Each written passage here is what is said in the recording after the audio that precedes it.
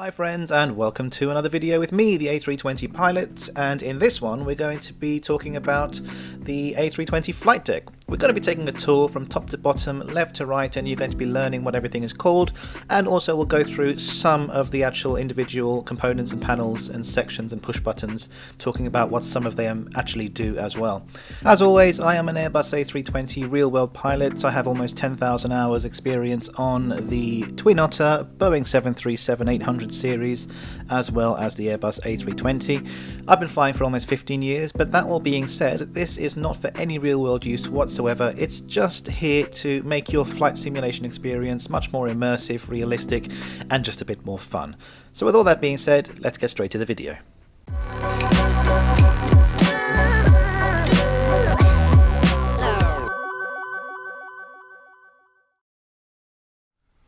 So here we are in the Airbus A320 flight deck, and in today's video, as mentioned, we're going to be just generally going through the different sections and areas of the flight deck, talking through what they do, what they're called, and it's not an Airbus A320 type rating obviously, so I'm not going to be going through every single section and every single button and describing what they do, but I'll just be going through the main points, the main things that we're going to be using during the upcoming flight simulator sessions, and just to give you a brief overview of what the flight deck on the Airbus A320 does, what it looks like, and what you can expect in the upcoming videos. So let's change the view to a bit more of a all-round. We'll go sit in the observer's seat, and it'll give us a bit more of a all-round view of the flight deck. So here we are in the observer's seat, and we'll start off behind us, and then we'll go top down, go through the sections, talk about what they do, what they're called. Yes, here we go. So we start off here at the rear of the aircraft. We've got the cockpit door here, and yeah, that's usually locked during flight, of course. And then we have the observer's seat, which I'm supposedly sitting on right now, but it's not pulled out, it's all stowed away. And here we have the circuit breaker panel behind the first officer's seat. In the real world, we'd obviously check all these circuit breakers, make sure there's nothing popping out that shouldn't be out. But during the flight sim sessions, I'm quite confident to say that there's no circuit breakers that are going to be popped. So yeah, that's the circuit breaker panel anyway. And then coming over, up and over, we have the escape rope. So this just needs to be checked to make sure it's attached to the aircraft. So you just remove this panel, check that the escape rope is attached to the aircraft, and yeah, then we move on overhead. So we've got the aft overhead panel, which includes another circuit breaker panel. Once again, it's a flight simulator, so there's not going to be anything that's popped out here. We have the ELT cockpit door section here, the reading lights over here as well, and we have some vents. Then we have the toilet light to show the toilet is locked. Audio switching, not really too much to talk about with that at the moment. That's a bit more in depth in detail. And then we have the maintenance panel here. This is mainly for the engineers to use, but on the A320 Neos, you have to click or press the FADEC ground power buttons to be able to get the engine oil quantity to put in the tech log. For the captain, it's a little bit of a reach because we're sitting all the way over here, so you kind of have to either stand up or kind of put your hand in this little cubby here, hold on, reach right up here, turn these two buttons on, and then look down here for the engine oil quantity. But yeah, in the classic engine options, the COs, we don't touch these. It's all engineering works. But you do need to make sure when you come into the flight deck that none of these lights are illuminated, because it could mess around with your flight. Another reading light here, and then we have the data loading selector. It's more of a engineered task as well. And that's the aft overhead panel. So coming down, we have the forward overhead panel, and as you can see, I'm just going to change the view here so it's a bit easier for you to see all the different sections. And here we are. So starting from the top of the aft overhead panel, let's start from the top left. We have the Air Data Inertial Reference System. So this is the Inertial Reference System 1, 2 and 3, and Air Data Reference Units 1, 2 and 3 as well. We come down, flight control. So these are the flight control computers. We have some on this side as well, which we'll notice in a second. But yep, so these are ELAC 1, SEC 1 and FAC 1, so elevator and aileron control computer 1, spoiler elevator control computer 1 and flight augmentation computer 1 as well. So just for a bit of background knowledge, basically the elevator and aileron control computers, they are also known as the ELACs, and they control the ailerons, elevators and the horizontal stabilizer. The spoiler elevator computer, these are also known as SECs, and they basically command spoiler operation. Then we have the FAC here, which is a flight augmentation computer, and these have several functions. Basically they control things such as rudder trim, rudder travel limitations, yaw damping, flight envelope, speed computations in wind shear detection, all that kind of stuff. So yeah, very important, just making sure that the off-light is not illuminated, of course, for that one.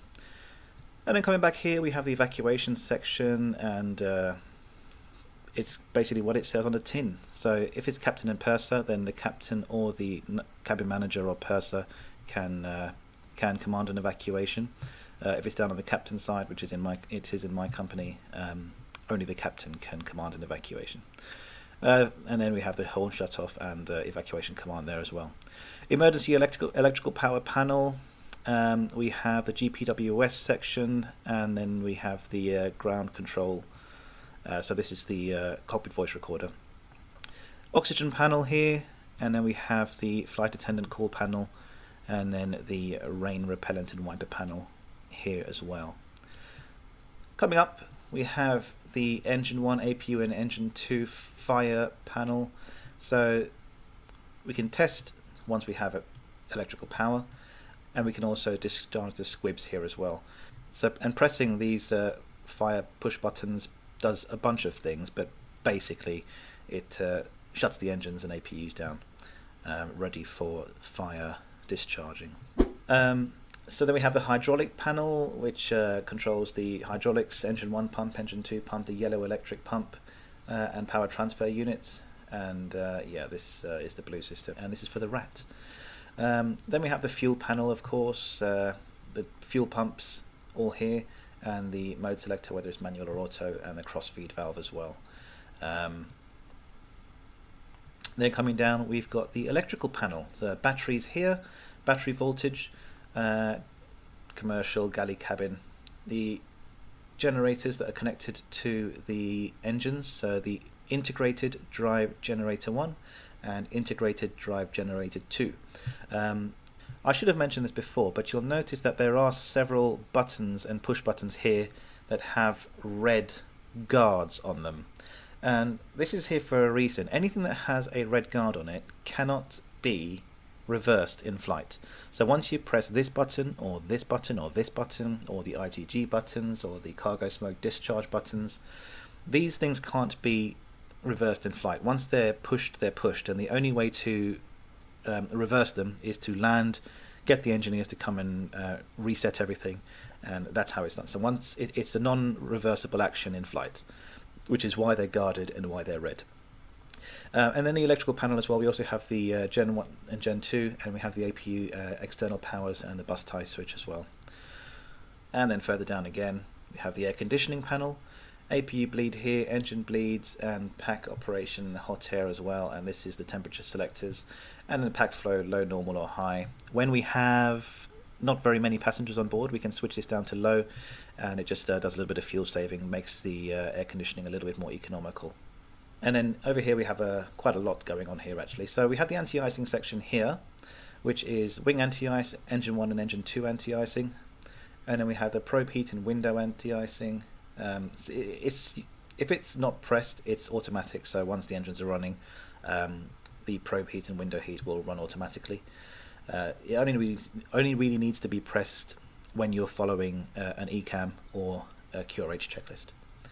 Then we have the cabin pressure here, which is usually in automatic, so we don't really need to fiddle with much of this at all. The ditching button, of course, fingers crossed we won't ever need to press, but it is there in case we need it. External lights, we have the strobe lights, the beacon lights, the wing lights, and the nav and logo lights. Strobe lights are in auto, and basically that means that once the aircraft leaves the ground after takeoff, the strobe lights will turn on automatically, and then strobe lights on means the strobe lights are on, which we usually do before we enter the runway anyway. Beacon, that's for our red beacon, which is on the bottom and the top of the aircraft, which will tell the ground staff that some things are about to happen, engines are about to start, pushbacks are about to commence, that kind of stuff. The wing light we turn on to check the wings when it's dark to see if there's any ice accretion. And the nav and logo lights, we have two sets of them. If we usually have them on one, if the number one system isn't working or there's a blown light on the number one system, we can switch to the number two system and it'll work on that as well. So we have two systems for the nav and logo lights. Then we have the runway turn-off lights, which is very good for seeing where you are peripherally, or where your taxiways are peripherally as well, especially when it's very dark. We have the landing lights here, and these are, as you saw on the previous video during the walk around. If you actually didn't see that, then I'll leave a link to it right up in the corner of this screen. The retractable landing lights obviously are retractable, meaning that in this position the actual light itself is off, but the mechanism will bring the landing lights out. So it's not retracted, the landing lights are extended in this position, but they're not illuminated. And then if we want to turn them on, they are now extended and the actual lights themselves are on. And then to turn them off, as again, the lights are still extended, but the switch is off, the lights are off, and then now the landing lights are retracted back into the aircraft. So then we have the nose wheel. This is the taxi light on now, which I showed during the walk around video again. And then we have the takeoff light, which is much brighter than the taxi light, once again shown in the walk around video. APU, master switch, basically gets things running, opens the inlet door for the APU, and the start button starts the start cycle. And when you're turning on the APU, you want to turn the master switch on first, wait 4 or 5 seconds, and then give a positive press on the start button as well. So these are push buttons, not poke buttons, basically meaning that when you press them, you have to give them a good press and not just poke them. And then we come over here, we have the overhead integrated lights. So basically turns all the integrated lights on, which is not going to work now obviously because we don't have any power connected. The ice indicator and standby compass, which turns the light on in here, and just on the outside of the aircraft here we have a ice indicator, which is a little probe which is illuminated, and it can tell you whether there's any ice actually forming on the aircraft's skin. And then we have the dome light, which we usually have in dim, and at night time during a flight we'll have it in bright or dim depending, but during the takeoff and landing you can either have it dim or off. It depends on your personal preference, but for night vision usually it's good to have it off anyway. And the annunciator lights, we can have them in dim, bright or test, and the testing section will basically turn on all of these lights to make sure that they're all working. If there's anything not working, then you can just check and call the engineer. Then we have the signs, seatbelt signs. So during boarding these are off, and of course when we're refueling as well these are off. Once refueling is finished, then we can turn the seatbelt signs on. The no smoking signs, we always have it in auto, and the emergency exit lights, you can test them by turning them into the on position, and then they have them in the armed position for normal flight. And coming up here we have the audio control panel for VHF3, and this section is usually used for data, so for receiving everything via ACARS and all that kind of stuff. And then coming down we have the rest of the flight control computers. So we have elevator and aileron control computer 2, Sec2, which is of course spoiler elevator computer, and then we have Sec3 as well. So we have 3 Secs, and the FAC2, which is the flight augmentation computer as well. So we have plenty of backup in case one fails anyway. Then coming down we have cargo heat. Some aircraft have this, some aircraft don't, but that is there in case you have it on your aircraft. Then we have the cargo smoke for testing and for discharging the squibs as well. And then we have the ventilation, so this is for the avionics ventilation and the cabin fans as well.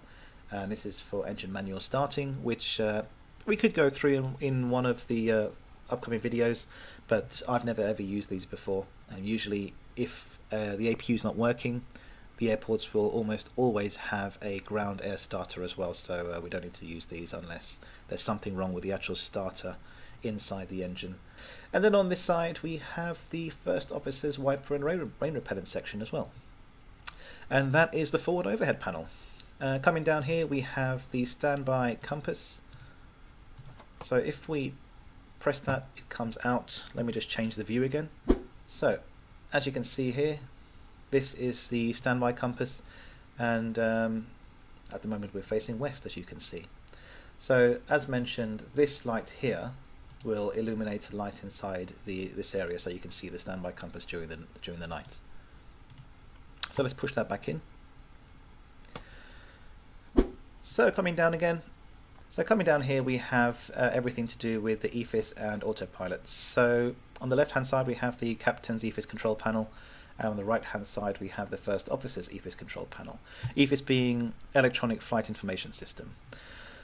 And in the center, this section here, let's zoom in a bit so you can see it clearly, we have the flight control unit, which is also known as the FCU.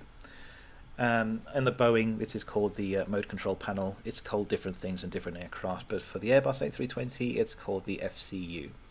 This is the speed control, this is the heading and track control. This changes your mode from heading and track to vertical speed and flight path angle.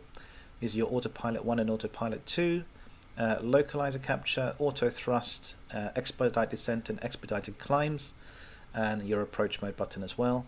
Here we have the altitude control, and we can change it selecting 100 feet increments or 1000 feet increments. Majority of the time it's in the 1000 feet increments. And then we can change our altitude from feet to meters. I say change, it'll always show in feet, especially on our aircraft, and it'll just show meters as well as feet. And then we have the vertical speed as well. Pulling the vertical speed button will command the aircraft to start climbing or descending at the selected vertical speed, and pushing the vertical speed button will get the aircraft to level off. And then over here we have the chrono buttons, which obviously starts the timer, stops the timer, and resets the timer depending on when you're pressing it. And then we have the master warning, master caution, and then the auto land. And this here is the side stick priority for the captain and the side stick priority for the first officer. These little buttons here just control the integrated lighting of the FCU and EFIS control panels. And then coming down a bit more. So this is the fun part of the flight deck, the part that you see most of during flight as a real world pilot or during your simulation sessions. So here we have the PFD, which is the primary flight display. This is the captain's PFD, and this is the first officer's PFD. And that shows all your essential information, such as attitude, heading, altitude, track, all that kind of stuff, vertical speed as well. We also have our navigation displays here. So the inboard one is called the navigational display, which is also known as the ND. And this is the captain's ND and the first officer's ND. And then coming further inward to the middle, we have the EWD, which is the engine warning display. And then we have the systems display down here as well. Here we have the ISIS, which is the integrated standby instrument system. And it's a great little standby system actually, and it uses its own source of pitot-static information. And then we have the terrain on ND for the captain and the terrain on ND for the first officer. Pressing those will basically turn the terrain on the ND, getting rid of the weather radar returns. And then we have our more standby instruments here as well. On this side we have the PFD ND transfer button. So if we press that button, then the PFD information will be transferred to this one, the ND, and the ND information will be transferred to the outboard display for the PFD. So it just basically switches these screens over, and on this side the first officer has the same thing as well, so it'll switch the information over on the screens. Then we have some lighting controls, so the PFD lighting, the ND lighting. So the little knob here, you can see, will control the lighting of the actual display, and then the bigger outer knob will control the brightness of the weather radar returns and terrain returns as well. Then we have the loudspeaker selector, console floor lighting, and the foot warmer if your aircraft has it or not. So then here we have the landing gear lights. If the landing gear is down and locked, we're going to have 3 green triangles pointing downwards, and if they're in transit or they're unlocked and they're down but not locked, then you'll have a red unlocked sign here as well. Landing gear transit and door position, landing gear door positions, all that stuff does show here on the systems display as well when the landing gear is selected down or up. We have the brake fans to cool the brakes down, of course, if you've done a landing in a hot area. Auto brakes, low, medium and max. Max is only ever used as RTO, rejected takeoff, never for landing, and auto brake low and medium is used for landing. Then we have the anti-skid and nose wheel steering selection. Then we have on and off. Then we have the clock, terrain and ND we've talked about, the landing gear selector, which is very small and very dinky in comparison to the Boeing 737. Then we also have the brake pressure for the left main gear, the right main gear, and the accumulator brake pressure as well. Coming down again now, let's just change the view to make this a little easier to see. So here we have switching. So this is for when things go wrong basically. We don't usually touch them during normal flight, only when told to by an ECAM or by the QRH. So yeah, only ever really used during non-normal situations. And then here we have the McDo, as we call it, on the Airbus A320s. So that is short for multi-purpose control display unit. This is the captain's side, and this is the first officer's side, and this is where we input all the information for the flight. So the flight plan, the routing, the vertical planning in climb and descent, any restrictions we have, it's all done through here. And so this is where all the magic happens basically. We have some light selectors for the upper display and the lower display. Upper display being the EWD, as we mentioned earlier, engine warning display, and the lower display being the systems display. And then we have the system selector here as well. So if we press these buttons when the power is on, it will put these, it'll display the systems page on the systems display for that specific system. So the engine system will display it on the system display. The bleed system, if we press that, will be displayed on the systems display, and so on basically. If one of these buttons aren't working, is inoperative, then we can press all, and that will cycle through each section itself. So even if one of the buttons isn't working, we can still see the systems display by cycling through them by pressing the all button. Then we have the clear, status, recall, and clear again. And status is to bring the status page up if there's something wrong, to see if there's something wrong as well. And clear basically is to clear. So coming down here, we have on the left hand side the radio panel and the audio control panel. This can select between VHF1, VHF2 and VHF3, as well as HF1 and HF2 and AM if it's installed. And then we select our frequency that we want to tune on here, which changes it in the standby screen. And then once we're happy with the frequency that's in there, we can transfer it to the active screen by pressing the transfer button. We also have our standby navigation here as well. So if we lift this up and press the nav button, then we can select a navigation frequency in here. And also, if we need to, we can also select a inbound or outbound course as well. This is our audio control panel, so we can select which channel we want to listen to, and this basically lets us listen to the idents orally. We have some lighting here for the floodlights and then the integrated lighting in this pedestal here. Then we have the weather radar section, which we'll go on about in another video. Then coming down further, we have the speed brake lever, armed, retracted, and then there you go, that's extended. Cockpit door, unlock, normal and lock. We can discuss that in another video. Then we have the thrust levers and the trim wheel. Now the trim wheel, we have automatic trimming in the Airbus A320, so we don't really need to use the trim wheel much. We don't have any electrical trim on the side sticks like we do on the control columns for the 737. And also the thrust system works, auto thrust system works very differently to the Boeing 737 as well, which we'll talk about in another video as well. So then we have engine masters 1 and 2, and these are for engine starting, and the engine mode selector either in normal, ignition start, or in crank. During ignition start, of course, it'll do the start cycle for the engine, and during crank it'll just crank the engine, and there won't be any ignition as well. So it's just for if you're trying to blow excess fuel out of the engine, or if you're doing an engine wash as an engineer as well, then you can use that section.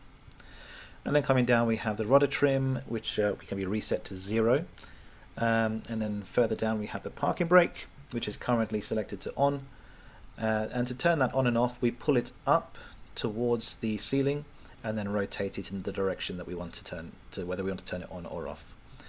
Then we have the manual gear gravity extension here, so for us to use this has to be directed of course by the ECAM or by the QRH. And even if it is directed by the ECAM that we're going to have to use manual gear extension, you should really get into the QRH and follow the instructions on exactly how to do it, because there's a specific procedure on how to do this.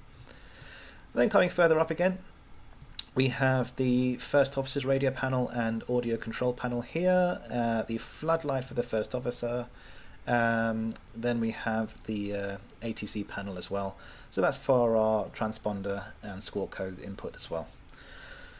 Coming down we have the flaps, so flap is up at the moment, and then we have flaps position 1, 2, 3 and 4. And then to use the flaps there's a little section here that you can pull up. Let's see if it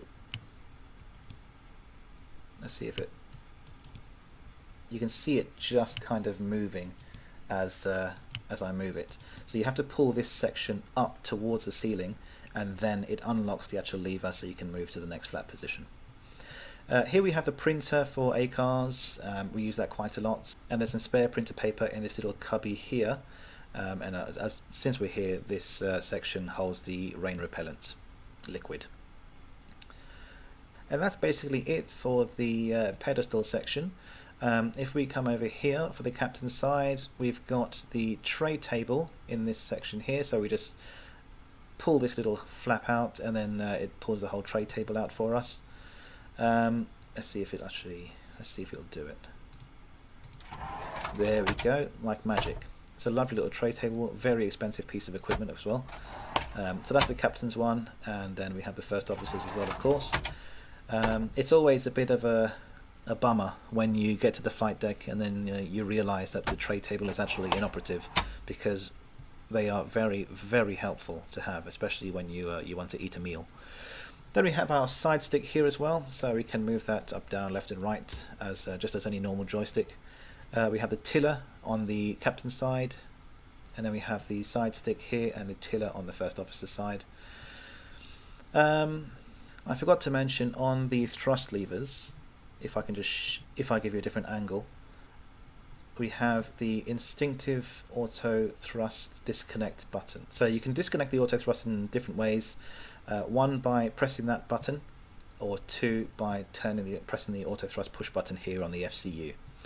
But yeah, and then continuing on here, so we have the rudder pedals down here, captain's side and the first officer's side. The rudder pedals are there as well. Here we have the emergency torches in case we need to use them. The other thing to mention before we go is we have the oxygen for the captain here, the oxygen mask for the captain on this side, and the oxygen mask for the first officer is on that side as well. And that, guys, is just about it. That's everything that we kind of need to go through in the flight deck. So in the next several videos we're going to be going through the setup from a cold dark cockpit all the way through to takeoff, climb out, cruise, everything from all the way to landing and taxi into gate. And that's all going to be done during several different videos. So if at any point during those videos you're kind of wondering what a section of the cockpit's called, then you can always just come back to this video, have a look through, and you could also, there's plenty of websites online that show what each section of the flight deck does in the Airbus A320. But yeah, I hope you have enjoyed this video. If you do have any questions, as always, please do leave a comment in the comment section below. So if you have liked this video, then please do leave a thumbs up, and if you've loved the video, then I'd be really grateful if you subscribed.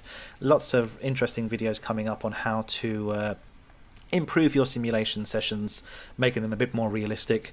As always, and as mentioned at the beginning of this video, this whole thing is not for real world use. It's not for anything to do in the real world. If you're an actual airline pilot, obviously don't use any of this information. Use your manuals from your company. It's all just to improve and make your flight simulation experience much more fun, much more immersive, and much more realistic. But in the meantime, please do sit back, relax, enjoy the flight, and happy contrails. We'll see you in the next video.